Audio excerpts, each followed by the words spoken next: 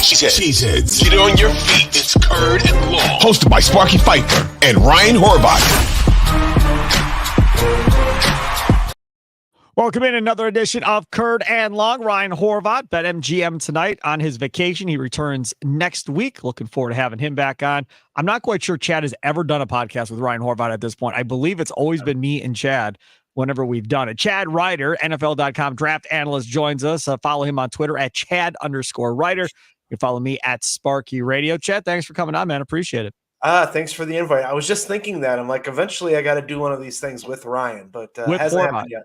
Yes, eventually we will get to that point. He's not allowed to take vacation, I don't believe, once he comes back, because all these BetMGM guys and all these BetQL radio guys all must work during March Madness. So Yeah, he is not going to be allowed to go anywhere at that point. So as we get closer to the draft, I'm sure we'll be able to make that occur.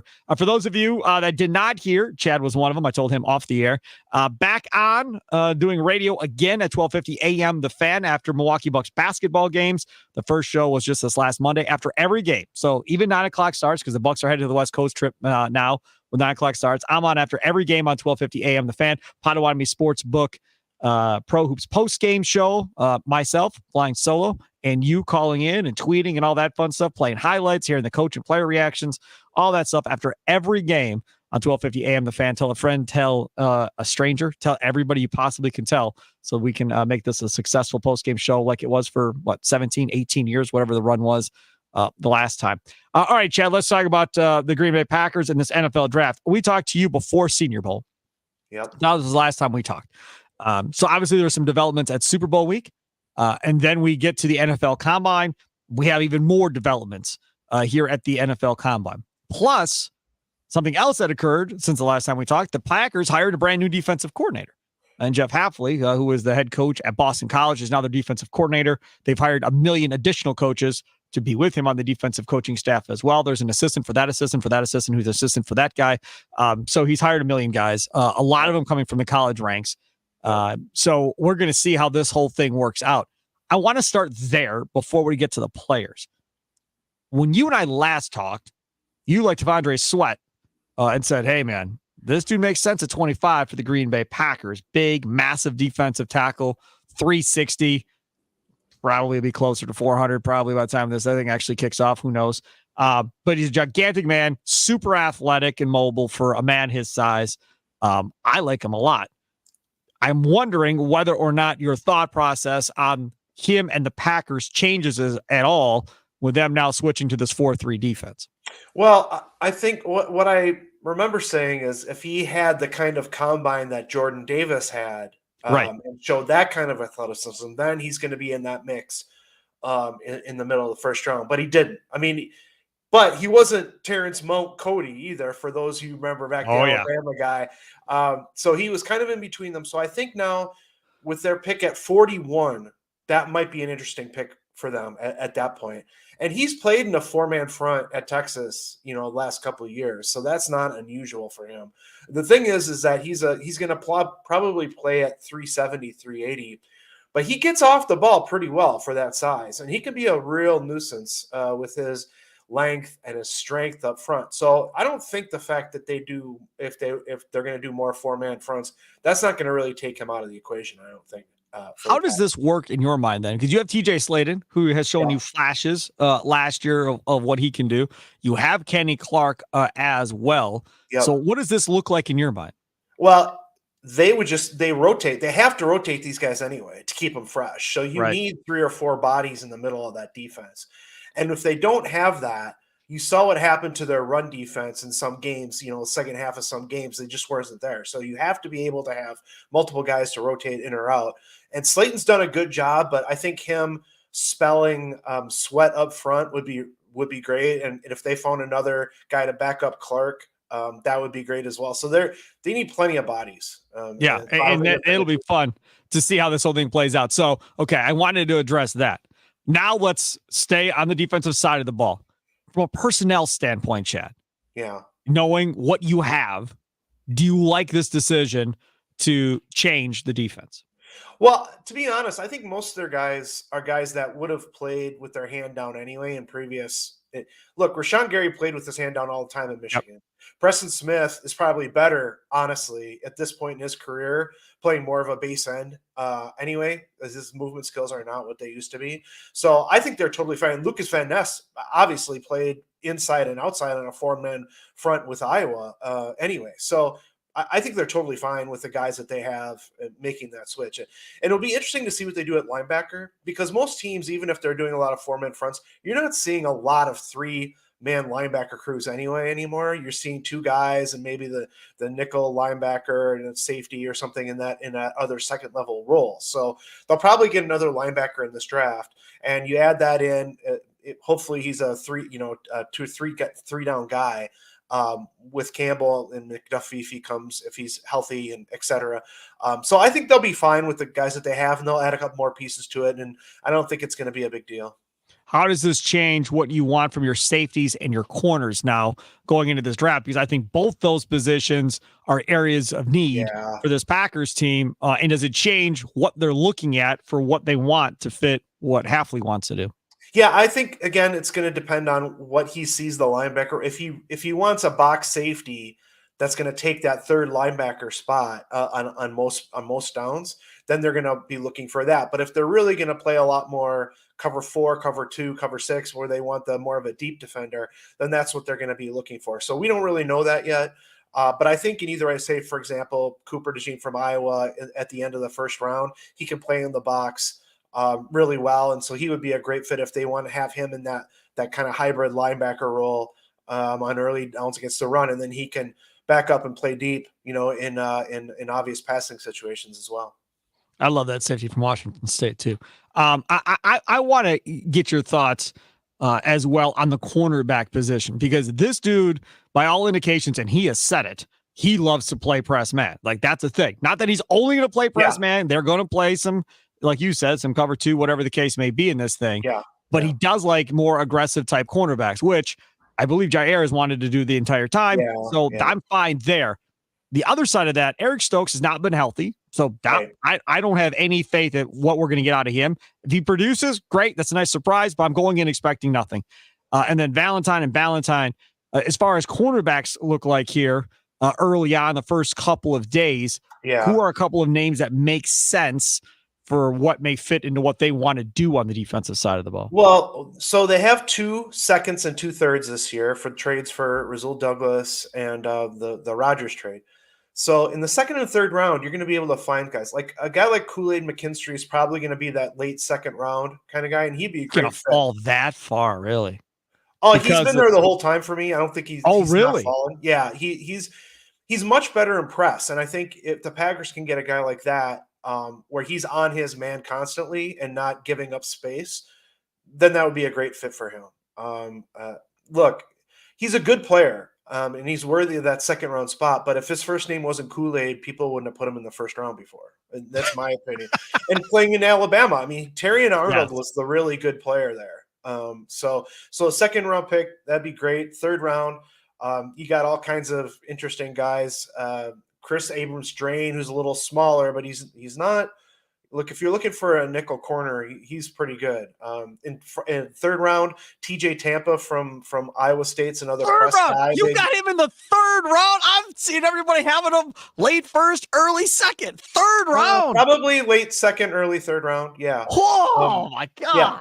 So he didn't work out at the combine, and that was a little surprising to me. And that's showing you that speed everybody thinks he has and the agility maybe isn't quite there. But a lot of time, there are guys that people think are going to go top 50 that go in the third round. It happens every year. Sure. So guys like that could be available for Green Bay at on day 2 if they want to do more of that press kind of coverage. So there'll be opportunities to make up for that position. Oh, man, you're blowing my mind with some of these names you're saying second and third round. So let's go back to 25 then. So at 25, is there going to be a corner or two there that you would say that's a good pick at 25 for the Packers? Or are you saying there's probably not a corner that's going to be there at 25 worth taking? Yeah, I think the only guy that I think that could be available there that would be value would be Quinion Mitchell from Toledo. I think he would be the only Senior Bowl one. boosted him up really high, right? Yeah, well, yes and no. People tend to overestimate the Senior Bowl a little bit in terms Okay. of the value, but then he ran really well at the combine, which helped. And then he was inconsistent with his hands. But the nice thing about him is he had a couple drops early. Then he started catching everything into his chest, which is the natural thing to do. But then he came back and made some really nice hands catches away from his body. So he learned during the process, and you got to appreciate that. I don't know that he's going to be like a top 10, top 15 guy. Yeah, Kuiper was saying top 10. That's what Kuiper is lobbying to get that dude into the top 10, I saw. Yeah, I mean, it's Kuiper, I don't see that as of right now, but he's one guy that could be available. I think Nate Wiggins from Clemson will probably be gone. I like. Terry and Arnold from Alabama will probably be gone. So if you're looking in the later part of the first round, I think the value may be more at tackle or something like that for Green Bay if they stay at 25. All right, let's take a quick time out. Come back. I do want to talk about the offensive lineman because one of the guys that I really like, I think there's absolutely no chance he's going to be there now after the combine. I'll tell you who that is. Let's get Chad's thoughts on him too. Up next here on Curd and Long. Download it on your Odyssey app, wherever you download your favorite podcast at. Check us out on the Odyssey Sports YouTube page too, where we live stream this bad boy every time we do it. Back after this. Hey, see Sparky Fifer, 1250 AM, The Fan, here on Curd and Long with my guy, Chad Reuter, NFL.com draft analyst. Follow him on Twitter at Chad_Reuter. That's Reuter. You can follow me at Sparky Radio on Twitter. Chad, before the break, I teased, talking about offensive linemen and so forth. I love Mims, man. I do. He's a massive human being. He's quick. I like him. And after the combine, I don't think he's going to get to 25 like I was hoping for previously. Where do you see him going, and what do you think of him? Well, I think he will be available at 25. He's kind of reminds me of Cam Robinson coming out, where a lot of people thought he'd go kind of mid first, but then he went early second. That's where I think Mims is right now. In terms of, he ran a fast 40, but in terms of his overall movement skills, he can be a little clunky at 340 pounds. And he's only started 8 games. I mean, he's got a very small sample size. So right now I'm thinking, late first, early second for him. So they could take him if he's available. And he may be the best one on the board by the time, because a lot of the other guys, Fuaga, Troy, if Tanu is available for them at 25, I'd take him in a heartbeat. He came in just a shade under 6'4", but he's got good length. He's a really good pass protector, so he'd be great. He sort of reminds me of Bakhtiari in that way, where he doesn't have ideal height or size for the position, but he's so athletic. He's so smooth as a pass protector and a good run blocker. He would be my ideal pick for them at 25. But with Dallas, right, they would have to trade up probably to go get him. So I think, but Mims will probably be available for him, and it's just a matter of whether they want to take, again, the chance on his lack of playing time and injuries and stuff like that has happened during his career. He's pretty young yet.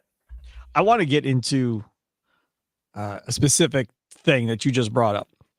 So a lot of times, not you, just a lot of times in general, these draft nicks and so forth, and people that look at the draft, they will box in size, weight, all of that into certain positions, right? You got to be this tall to play quarterback. You got to be this tall to play tackle. You got to be this tall to play guard, whatever the case may be. So you get a guy that's, 6'3", 6'4". Normally it's okay. You're going to be a guard. You're not going to be a tackle. You don't have long enough arms. You can't play out there. I remember this year watching tape or film, and the comment was made about Zach Thomas. Boy, that dude's really small. What's he doing out there at right tackle? And I was like, okay, that's a fair assessment, but he's playing really well at right tackle. Yeah. And the argument was maybe he should be their center. Maybe he should be a guard. After the season, he's like, he played really damn well at right tackle. I don't know why we didn't maybe want to even consider moving him at this point. Mark Tauscher, when he was a right tackle, I always said on the radio, I thought that dude could have been an all-pro guard, and he played guard, and he was a very good tackle. So for you, when you're watching, what determines for you whether or not a guy is better at tackle or better suited to be guard to get the most out of his talent? Well, I think guys that move inside, for example, Peter Skoronski came out last year, and he played a very good left tackle at Northwestern. but his playing style, he was more of an aggressive guy. And if you're over aggressive at left tackle, you're going to be toast. And his length wasn't there really. It's not as much about height for me as it is overall length. And really your lateral movement is important. And interestingly, you see guys with their technique. Some guys play a little high on the outside too, even if they're shorter. And if you give up your chest to a guy on the outside, forget it. He's going to take you right to the.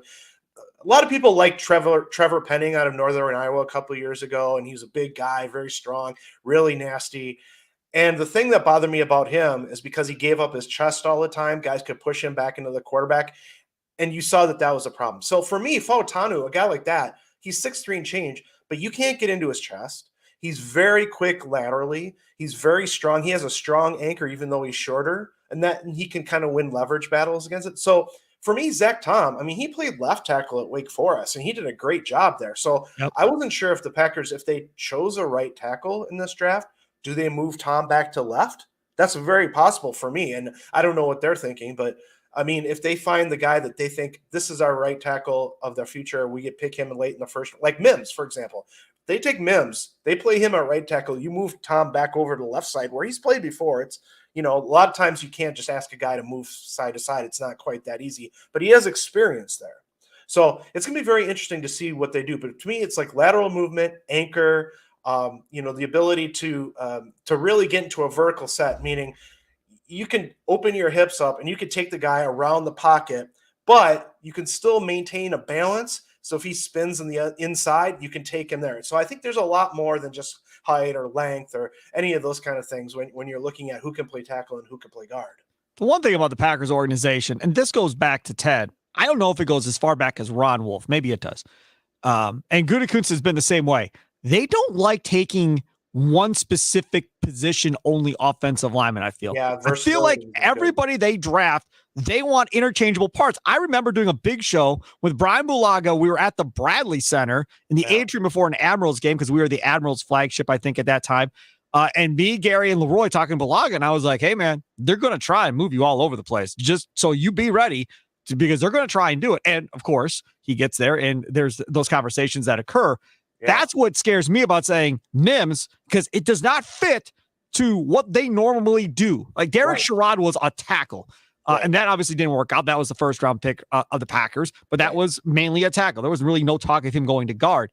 That's what I think makes sense. What you're talking about makes sense as far as they've got the picks. If they want to go up a few spots to go get him, they can do that. That guy makes more sense to me than Mims based on track record for the Packers. Yeah, and I wouldn't project Mims to the Packers, but he would be the best tackle available if they were locked in on tackle.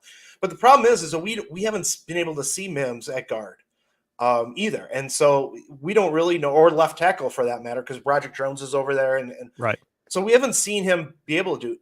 And that's one of the more difficult things about scouting is just because a guy hasn't done it doesn't mean he can't do it. But we don't know in practices if they've tried him on the other side and if it didn't really work out, because it's, you go from like eating and throwing with your right hand to eating and throwing with your left hand. It's not always so easy. And that's why guys that have done multiple things in college are very highly valued by scouts, not only Green Bay, but other places. And so that's why I thought Zach Tom was a really good bargain when they picked him, because he's done multiple things. He could move to center. He's played left tackle. So it's a valuable thing. So that's why a guy like Fautanu would be a great pick for them. And they can find other guys later in the draft as well. I want to go to one other position on the offensive side of the football, because it's starting to seep into my brain more and more since the last time we talked. I don't think I'm as against necessarily going wide receiver in the first round like I was before. I mean, if Brian Thomas Jr. is there from LSU and you're looking at him, for me, that's awfully hard for me to say no to, because it gives you another Christian Watson essentially, and Christian Watson can't stay healthy. Now they're working on it. They're trying to figure out the hamstring issue, but now you still have that guy, and you have two of those guys when they're healthy to go along with Jaden Reed and some of these other guys that they have. Man, this offense would be at a completely different level. And even though they're really deep there and they don't need it per se, if somebody like that is sitting there, that's hard for me to say no to, I think. Yeah, I think that's a smart move. If a guy of top 20 value is there at 25, then you have to pull the trigger on him, whether it's a receiver, whether whatever it might be. I think you have to. And if Thomas is now with Xavier Worthy out of Texas running what he did at the Yep. combine, he could end up being the fourth guy off the board now. So that puts Thomas in a position of being available. And if he's available, look, if he's available, you're going to have Kansas City. You're going to have other teams potentially moving up to get ahead of whoever to go get that guy in the early 20s. So Green Bay would have to move up to get a guy like that. But yeah, I mean, I have no issue because look, the wide receiver did great. They did a great job. The tight ends, young tight ends came through. So like, you're not looking for that, but like you said, Watson's injury history, other people can get injured as well. You can never really have too many pass catchers. And if you want Jordan Love to continue to grow as he did this year, you have to have reliable targets for them, whether they get a reasonable free agent, coming in or another early draft pick. I want to talk about a guy that I can't get a lock on where he's going because every mock draft I see, they have him falling to somewhere else. He's not locked in anywhere, and he's a stud, I think. Bauer's a tight end out of Georgia. Yeah. It makes all the sense in the world to be the number one tight end. I don't think anybody's disagreeing, but I can't seem to get a lock on where he's going to go. I mean, I've seen him fall all the way down to Indianapolis. I've seen him fall past Indianapolis in the middle of the first round. He should be a top 10 pick based on talent. Easy. He should be. He should be a top 10 pick. And look, he's not the biggest guy in the world, and we know that. But to me, if there's a guy in this class that is going to be like the difference maker, the Travis Kelce type difference maker, it's him. And I think he's going to be a stud. I think the Chargers, I mean, everybody's kind of putting offensive tackle to them at this point. Right. Joe Alt now would be fine. I think he'd be a great fit with the Chargers. Justin Herbert, his rookie year was fantastic, and he had Hunter Henry. And since then, he hasn't had that guy really at tight end. And I think that makes a lot of sense to me. New England, I mean, depending on what happens with New England, if they sign Russell Wilson, for example, they get their quarterback, they're going to be looking at Bowers. There's going to be a few teams kind of in that mix for him in the top 10, I think. And he deserves to go there. The other thing I want to touch on, because I want to get into risers and fallers in your mind after, the combine and stuff without being Packer specific. Yeah. I want to go to running back real quick here. Yeah. Because I love my Oregon running back. We all know this. That's who I want. Yeah. Combine, not so good. So having said that kid out of Tennessee ran really well. Yep. And he very well may be a guy now that the Packers look at here, maybe in the second round too. Yep. The kid out of Texas, he's still recovering from ACL. Don't really know what that looks like. Benson. So from your perspective, how do you stack up these running backs, and just how early do you think we see these running backs go? Well, I thought, going in even before the combine, after the Super Bowl, I had Jalen Wright from Tennessee going to Dallas in the second round. So that's pretty much where I had him anyway. And I think he's going to be in that mix. If he's available for Green Bay in the second and they took him, I'd be thrilled with that. Sure.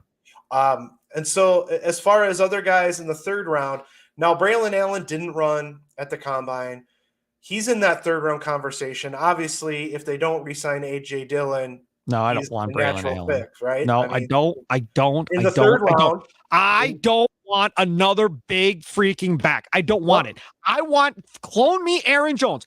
Okay. Find me a guy that looks like Aaron Jones. I don't know why this organization feels like they got to have a bruising back. For what damn reason? If you give me two Aaron Jones, they will outproduce Aaron Jones and whatever big back you give me. I guarantee you it's going to happen. I hate this mindset of, we got to have this big bruising back to offset Aaron Jones. No, you do not. Sorry, go ahead. Okay, that's fine. So then if you get your guy, Bucky Irving out of Oregon in the fourth round, that would be pretty good, right? That would be pretty ecstatic. Good. Yes. So you can get a guy like that. And, the thing is, you can get, Isaac Guerrero, former Badger, right? Yep. He blew it up. And again, another day 3 guy that you can get. So I think if the Packers decide they don't want another bruiser, you get Jalen Wright. And I love Blake Corum. I love him as a player. He is so steady, yet he's going to get more explosive even as a rookie because he's still coming off a knee injury, right? Good point. So I think at 41 or 50, wherever they pick in that middle of that second round, That's a definite possibility for him. I love Jonathan. Look, Jonathan Brooks, if you want to take that chance on him in the middle of the second round, or if they trade back for whatever reason for another, you get him a little bit later in the second round.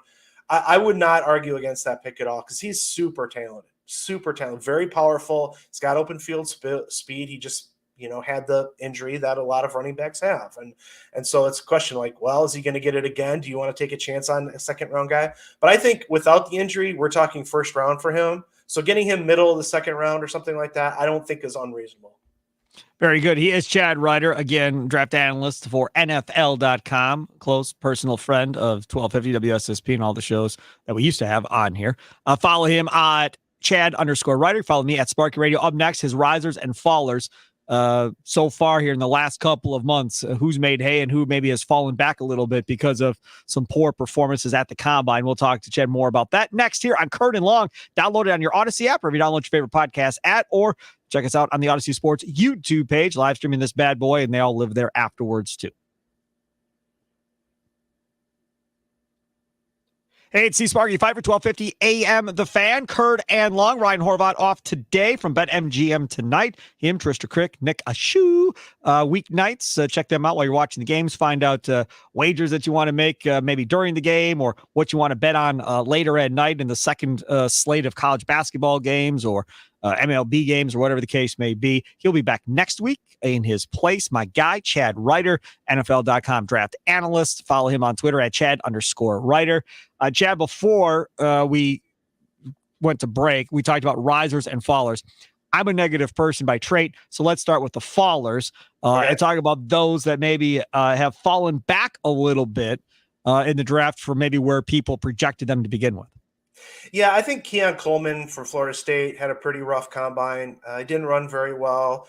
He looks more like a guy that's a vertical threat only, really, in the league, and you can still succeed in that role. But I think instead of a late first guy, now you're talking about a late second guy, and he can make some plays for you downfield. 6'4". He's got some agility after the catch, but combine wasn't great for him. Cameron Kitchens is another guy that did not look as good of an athlete as I thought he might. On tape, he looks fast to me. Yeah, Miami tape, he looked fast to me on tape. Yeah. So I think he's one of those guys that if the Packers are looking for a safety in the second round, middle of the second round, he'd still be a good pick because everything's downhill with him, right? You bring him, he's coming downhill, he's coming for you. So overall athleticism isn't great, still a good player. Now he's in that late second round kind of late second round conversation, which could benefit the Packers, in the end. Troy Franklin from Oregon runs a fast 40, but combine is not just about the 40. You got to do on field. You got to be comfortable catching the ball. They do a gauntlet drill for anybody who watches the combine where you're trying to run down a straight line. You're catching passes this way, this way, this way. He weaved like he had a few before he started with the combine. He was kind of the body control there was not great. He had some drops. Not that he's not a terrible player by any stretch, but now instead of that late first, you're talking about late second kind of for him. And finally, another guy's Braylon Trice, the edge rusher from Washington, listed at 274, comes in at 245. And there's only one reason you do that is to run fast. And he's still in the 4.7s, not a great athlete. Again, good player. He's going to play on the edge for an NFL team, but a guy that's not going to be in that top 50 conversation now. So those are some of the guys that I think kind of went from late first, early second into the late second kind of category. So for me, 274, I can put his hand in the dirt. I can play him in a 4.3. Yeah. But if he's 240 something now, that changes position and how you think of him. So where is he better suited? Is he better suited to be back at 270 or back around 250? Yeah, he's got to go back to 265, 270 and just be what he is. He's a base end, not an explosive guy, but again, he's going to be a good player. He's probably going to start somewhere, but being a linebacker, 245 isn't where he needs to be. And he couldn't go, like if he was at 270, he was probably going to run like a 4.9, and he didn't want to do that. Darius Robinson from Missouri, for example, ran a 4.95 in his 40, but he's 285 pounds. And that's just the kind of the player he is. Like guys have been late first round. Taco Charlton was a guy that was like that. There's been other guys that have run in that 49s and they're just an edge, but that's the kind of base power end that they are, and that's fine for Robinson. Trice didn't want to do that, so he lost weight and didn't quite pull it off. Yeah. Okay, let's talk about the risers here before we wrap up Kurt and Long. Those that picked up some steam in the draft process. Look, the draft is at the end of next month. So there are all these pro days that you still have to go through. So even if, a guy that you really like didn't do what they want him to do at the combine, he's going to do it at his pro day unless he's hurt. Yeah, that's right. Look, Tanner Bortolini, the Wisconsin offensive lineman, is at the top of the list. He was fantastic. He looks so smooth on the field and drills. He worked out great. He's that guy that's pushing now for a second round spot. And a lot of people at Wisconsin may not click with that, but he looked great. And smart guy. It was great to see him out there doing that. We've already talked about Jalen Wright, the Tennessee running back. He was another riser. Braden Fisk from Florida State. He was the star at the combine. Yes. He blew up. He's 290 pounds. He's going to play at 290 pounds. So he's not going to be the big guy up front. He's going to be an explosive guy. He's not getting off blocks a lot. I mean, he's going to play a role on a defense, but he looked great athletically. Really good job. Xavier Worthy, again, we already talked about Texas. Guy runs 4.2. I'm putting him in the risers category, even if you expected him to be at 4.3. Sure. When you run like that, you got to be on that list, right? Ricky Pearsall, Florida wide receiver, looked great. I thought he looked good on tape. He goes to the Senior Bowl, looks great, goes to the combine, pushes it up. This is a guy that's going up again, looking at that second round kind of thing. And then got to throw one small school guy in, Mason McCormick, guard from South Dakota State. South Dakota State's won 2 national titles in a row. But when you're a small school guy going at the combine, you still got to prove your athleticism if teams want to make you a starter at the next level. He did that very well. He's going to be a 3rd round pick. And great job by him. So, a lot of guys helped themselves in this combine. Those are some of them. You hearing anything on Justin Fields and what this whole thing is going to play out? I got to ask you. I mean, you're around all these NFL guys all weekend, obviously. Like, how do they view him? Because I think Albert Breer came out and said something along the lines of he's nobody's really first option at this point. There's teams interested, but maybe he's not their first option as far as the way they want to go. How is he viewed around the league? Is he a 1-2 run guy where I make my first read, my second read, and if it's not there, I got to go? Or what's the holdup here? Yeah, in the end, the holdup is that the Bears can't just take the first offer they get, right? Oh, sure. Yeah. I mean, what's the holdup with him from progressing to be that guy everybody thought he was going to be coming out of Ohio State? I should have phrased that differently. Sorry. Yeah, no, but I mean, they have to wait until closer. So in the next couple of weeks, I would think you're gonna see a deal made. And I think teams have to figure out, okay, how do we view these guys in the draft? That's the first thing. If we're not getting number 1 or number 2, so it's the Patriots, for example, they're going to get the 3rd guy. Is Justin Fields better than the guy that we're going to get? And I think even the Patriots might say, okay, we're not getting Caleb Williams. We're probably not getting Jaden Daniels. It sounds like he's going to be the number 2 guy out of this class. So do we want Justin Fields or do we want Drake May or JJ McCarthy? So that's the conversation you have. And in a couple of weeks, when those conversations happen, that's when you're going to see the trade. Either Atlanta's going to make that trade for Fields because they're not going to get one of the top guys. The Patriots, the Vikings, one of those teams is going to have to make a trade for Fields. And at that point, for me, the Patriots make sense to me because they don't have to give up a first-round pick.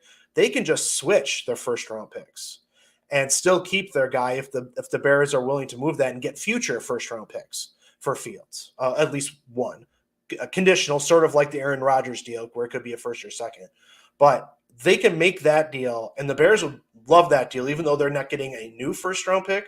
They're moving up into that 3 spot. So if you Harrison can imagine them getting Kalen Williams and Marvin Harrison out of this deal, and then a future, first maybe. So really, it's going to be Atlanta or New England, maybe Minnesota.